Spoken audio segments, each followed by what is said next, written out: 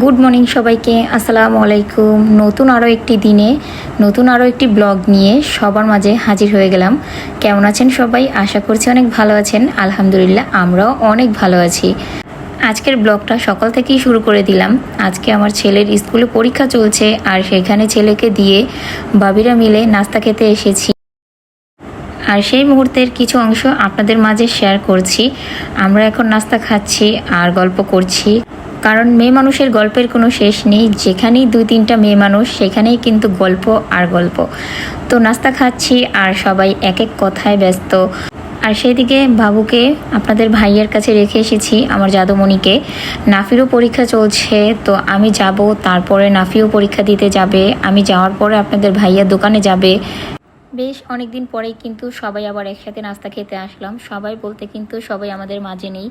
আমাদের একটা গ্রুপ ছিল, যখন ছেলেকে প্রথম স্কুলে দিয়েছি তখন কয়েকজন ভাবি মিলে আমরা প্রত্যেক দিন সকালে নাস্তা খেতাম, কত আনন্দ করতাম, সবাই মিলে কত গল্প করতাম। তো সেই সময়গুলোকে খুব মিস করি। আর সবার সাথে তো দেখা হয় না সচরাচর, আসলে অনেক দিন ধরেই তাদের কারোর সাথেই দেখা হচ্ছে না। আমরা শুধু 3জনই আছি এখন, যে প্রত্যেক দিনই দেখা হয় ছেলেকে স্কুলে আনলে। তো আমরা 3জনই এখন বসে নাস্তা করছি, আর আমাদের সেই ভাবিদেরকে মিস করছিলাম। A few moments later. তো ফাইনালি আমিও কিন্তু সবার মতো লাক্সারি একটা লুক দেওয়ার মতো চিন্তা ভাবনা করছিলাম। তো সব চিন্তা ভাবনা একদিকে ফেলে দিয়ে কিন্তু আমার বাসায় সোফাগুলোর কাজ করা শুরু করে দিলাম। আর অল্প খরচেই কিন্তু খুবই একটা লাক্সারি, একটা ভিআইপি স্টাইলের মতো আমার সোফাগুলো আজকে হয়ে যাবে।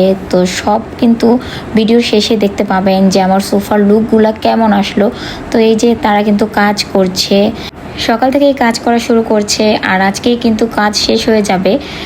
তো এই যে এখানে কিন্তু মোটামুটি অর্ধেকটা কাজ হয়ে গিয়েছে। তো এই যে এখন আবার তাদের বাকি কাজটাও করছে। ফুল সেটটা কেমন হলো সেটা কিন্তু পুরোটা ভিডিও কন্টিনিউ করলে লাস্টে বুঝতে পারবেন যে আমার সোফাগুলো রাজকীয় স্টাইলে হয়ে গিয়েছে। কারণ আগের সোফাগুলো অনেক দিন ইউজ করে ফেলেছি, তাই ভাবলাম যে অল্প খরচে যেহেতু, তো সেগুলোকে একটু লাক্সারি এর মতো একটা লুক দিয়ে ফেলি।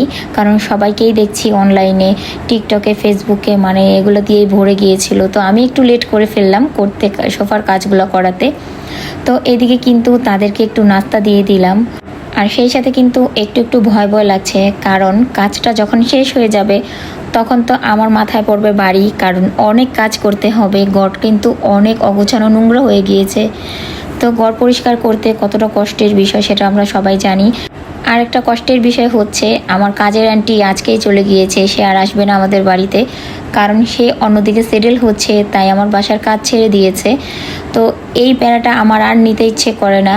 কয়েকদিন পর পর শুধু কাজের আন্টি বদলাতে হয়, কিন্তু এই 1 বছর যে আমার বাসায় কাজ করেছে তাকে আমি খুব মিস করব, কারণ সে বুঝে গিয়েছে আমার বাসার কাজ কেমনে করতে হবে। তো তাকে আসলেই খুব মিস করব। আর সে দীর্ঘ 1টা বছর কাজ করেছে, তাকে তো মিস করারই কথা। তো এই যে দেখুন, অনেক অগুছানো, তাদের কাজ শেষ, এখন তারা চলে যাবে আর আমাদের কাজ শুরু হয়ে যাবে। এখন রাত প্রায় 11টা বাজে, আপনাদের ভাইয়াও চলে এসেছে। তো এখন আমার সোফার লুকটা দেখে কেমন লাগছে আপনাদের? অবশ্যই খুব সুন্দর হয়েছে, রাজকীয় হয়ে গিয়েছে। তো সেই সাথে এখনই আপনাদের মাঝ থেকে বিদায় নিয়ে নিচ্ছি। আল্লাহ হাফেজ।